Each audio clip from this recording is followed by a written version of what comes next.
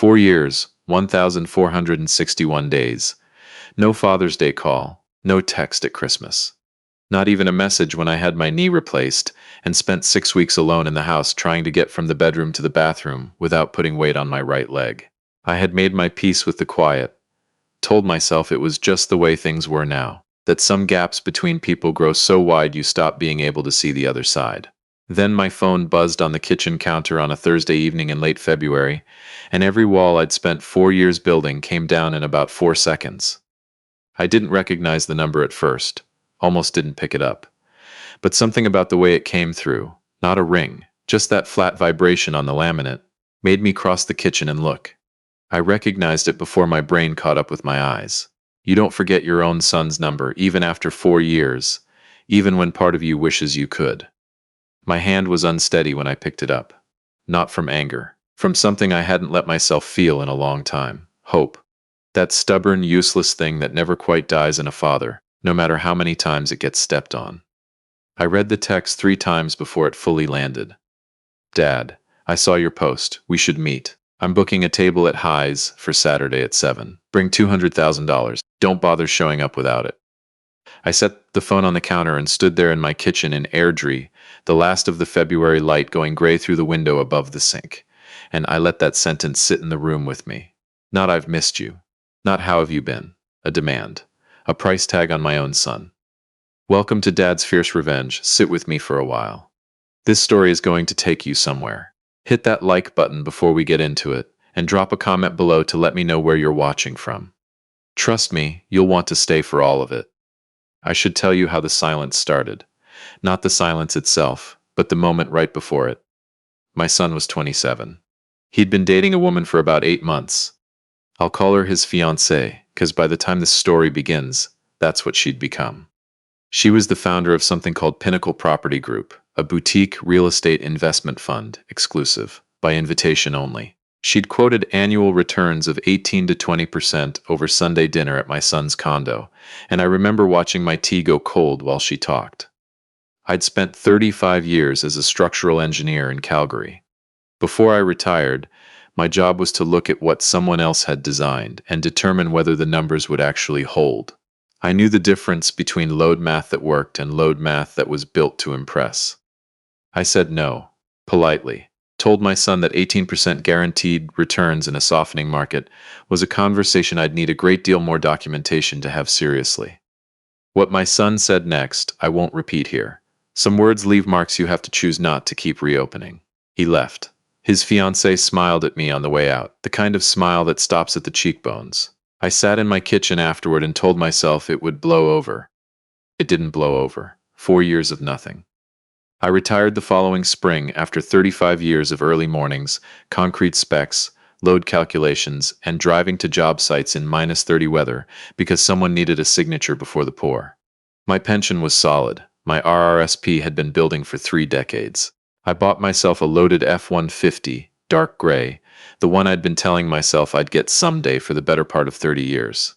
I photographed it in the driveway and posted it on Facebook because my old neighbor in Cochrane had asked what I planned to do with myself in retirement, and I wanted him to see I was managing fine. That photograph was what my son saw. I didn't answer the text that night. Couldn't. I was afraid that if I called, he'd hang up before I could say anything worth saying, or worse, say something I'd spend the rest of my life not being able to unhear. So I sat with it. I walked through my own house like I was taking inventory. Down the hall where I used to mark his height on the doorframe every birthday until he was 15 and told me he was too old for it. Through the kitchen where I taught him to make my mother's bannock on a Sunday morning, flour absolutely everywhere. Both of us laughing until we couldn't breathe. I stood outside his old bedroom door, which has been closed for 4 years now, and I didn't open it. Just stood there with my hand flat against the wood, letting myself remember the last time I'd seen him standing in the room behind it. There were 3 words buried in that message that had nothing to do with money. We should meet. Those 3 words were the only thing I held on to when I finally sat back down. By Saturday, I had talked myself into believing he might have changed, that maybe he'd finally seen his fiancée clearly, that the dinner was just a clumsy, painful backwards way of reaching back toward his father. I was wrong about that, but I didn't know it yet. I spent Tuesday and Wednesday evening at my kitchen table with a thermos of coffee and my laptop doing what any careful engineer does when something doesn't add up. I traced it back to the source. Pinnacle Property Group had a professional website.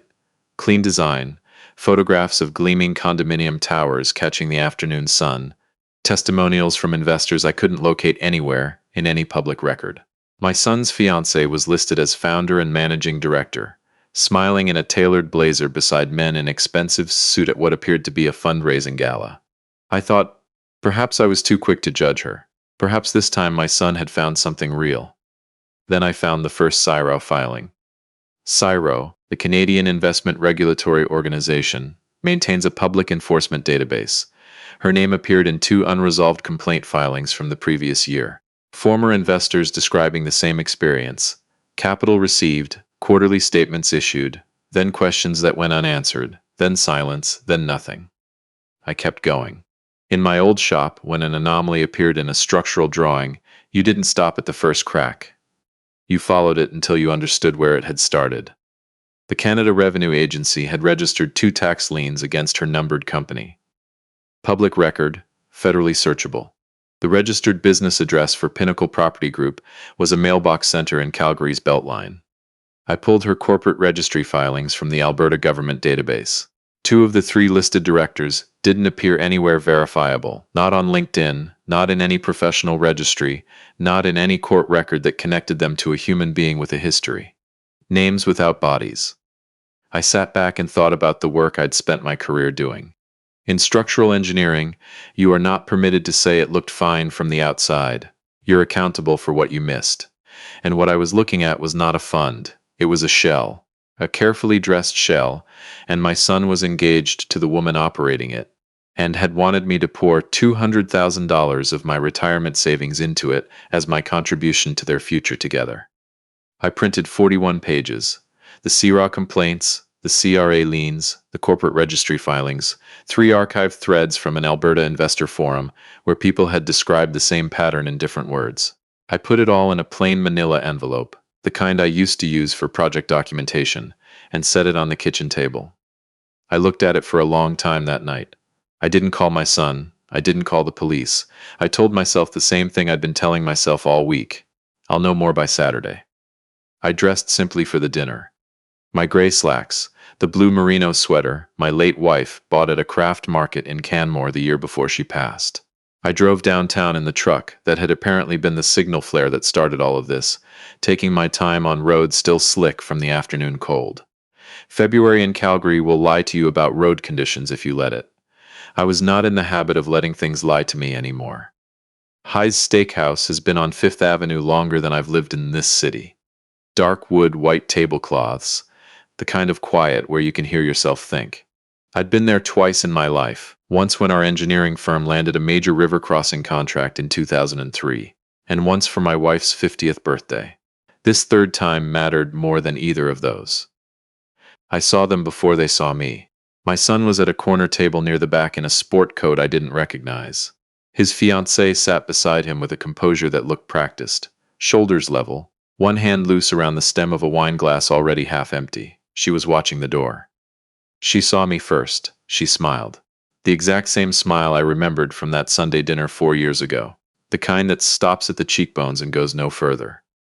My son looked up. "You came," he said, like it surprised him, like part of him had counted on it not happening. "I said I'd be here," I told him, and sat down. The first 10 minutes were performed pleasantness. He asked about retirement. I said it was fine. His fiancée asked whether I found the city's new development corridor exciting, in the tone of someone making small talk with a stranger in a waiting room. My son mentioned he'd been exploring private equity opportunities, which I understood to mean her fund. Then his fiancée produced a document from her leather portfolio and slid it across the white tablecloth. 4 pages, stapled, her letterhead at the top. "We think of this as a family investment," she said. "Warm, practiced, the way a closing argument is warm and practiced. Nathan has already committed his portion. We simply need the final tranche to close the structure. Your RRSP contribution room is actually ideal for this." My RRSP, she knew about my RRSP. My son had told her the details of my retirement savings. I looked at him. He was watching me with that patient, slightly tilted expression he'd had since he was 12 years old, and wanted something he suspected I might refuse. "I'd like 5 minutes alone with you," I said, quietly. "A request, not an accusation. Just the two of us, please." His fiancée answered before he could open his mouth. "Whatever you need to say, you can say here. We're a team," she said it pleasantly. But she said it first, and my son nodded like it had already been settled.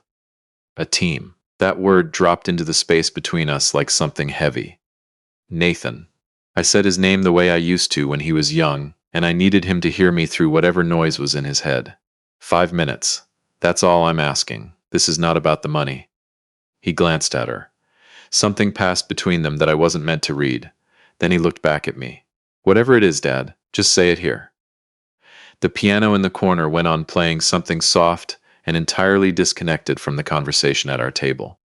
I reached under the table's edge, lifted the manila envelope, and set it in the center of the table between the wine glasses and that 4-page document with my name printed above a signature line. "Everything you need to know about who you're investing with is in there," I said. I kept my voice steady. The same voice I used to walk a junior engineer through a spec error, calm, so they wouldn't panic and make the problem worse. "I drove here tonight after 4 years of silence because I wanted to protect you from the worst mistake of your life. I'm asking you to look at what's in that envelope before you sign a single page." His fiancée's composure slipped for half a second, just enough to see it. Then she turned to my son and said softly, "He's trying to control this. This is exactly what I told you to expect." My son looked at me.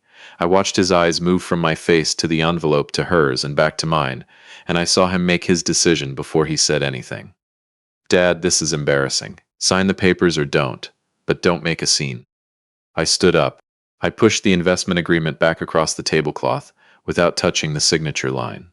I pulled $200 from my wallet and set it beside my water glass, which I had not touched once all evening.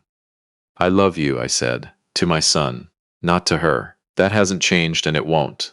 But I'm not signing that, and I'm not wiring a dollar. Please read what's in the envelope. That's the only thing I'm asking of you." I buttoned my sweater, picked up my jacket, and walked out through the dining room, and past the host stand, and through the front doors into the cold air of the parking lot, where a light dusting of snow was just beginning to fall under the streetlights. I drove home on the Deerfoot with both hands on the wheel and the radio off. I didn't feel righteous. I want to be honest about that because it would be easy to skip to the satisfaction. There wasn't any. I felt wrung out, the kind of tired that has nothing to do with sleep.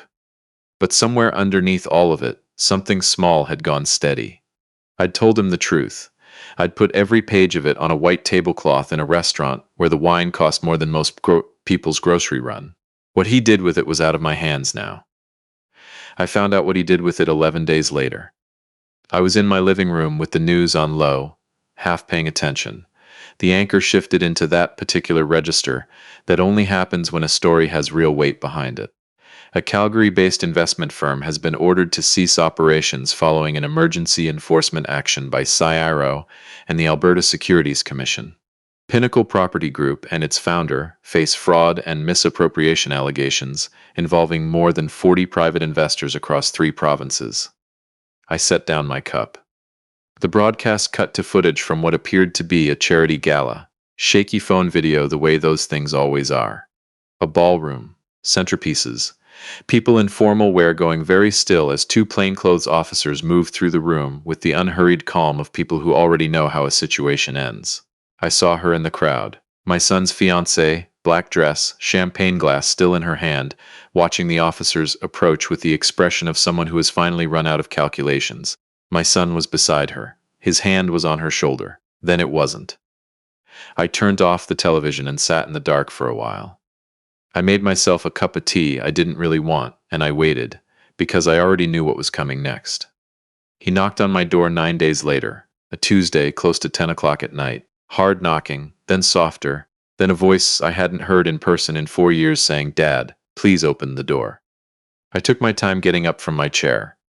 Not to punish him, because I needed those few seconds to be ready for whatever was waiting on the other side. He looked like he hadn't slept properly in over a week.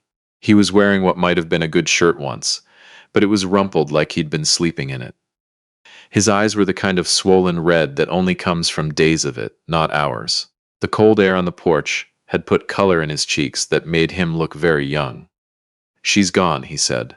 "The firm is gone. The investors are all suing. I put $40,000 of my own savings in, Dad, because she told me, because I thought." His voice broke on the last word, and he couldn't finish it. He was looking at me like I could wave a hand and reverse the physics of what had already happened. I stepped out onto the porch rather than pulling him inside, and I drew the door most of the way closed behind me. February had broken into something that almost resembled early spring, but the night air still had a bite to it.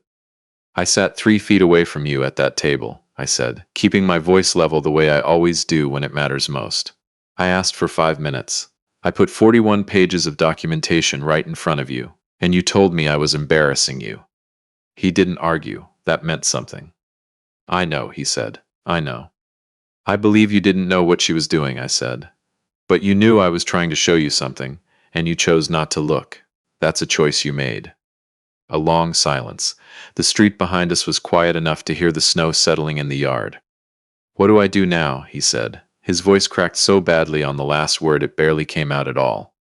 I let the question stand in the cold air between us for a moment, because I needed him to actually be ready to hear the answer, rather than just waiting for it to be done. "I'll pay for a good therapist," I said. "I'll make sure you're not going hungry. I'll keep the lights on while you find your footing, because you're my son and I love you, and that does not stop just because you hurt me badly. But the shortcuts, the lifestyle, the idea that there's always someone else who'll carry the weight, that ends now.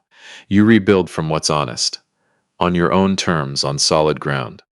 He started to speak. I think it was an apology, or the beginning of one, or maybe the start of an explanation that would have slowly become something else. I let him get 2 words in. "I love you," I said, quieter than everything else I'd said. "Come back when you're ready to do the work. My door will be open. But I cannot carry this for you." He stood there in the porch light, and I watched whatever argument he might have had try to find solid footing and fail. What replaced it was heavier and slower and much more real. The full weight of a decision that can't be undone, landing on a person who has finally run out of ways to keep not feeling it. I went back inside. I closed the door behind me, gently. The latch clicked like the end of a sentence that had been far too long in the writing. Through the side panel, I watched him stand at the door for a moment, hands in his jacket pockets, looking at the dark wood of it. Then he turned and walked down the steps and back to his car. The engine started.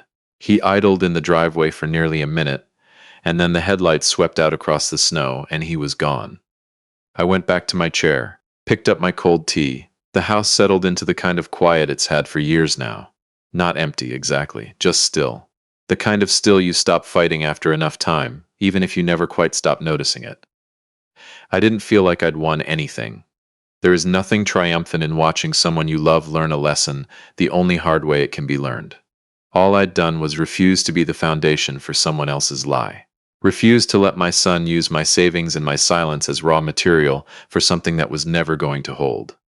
I spent 35 years making sure structures could carry the weight they were designed for. A bridge doesn't get stronger by taking on a load it was never built to hold. And neither do the people who love the ones walking across it. I don't know whether my son will come back.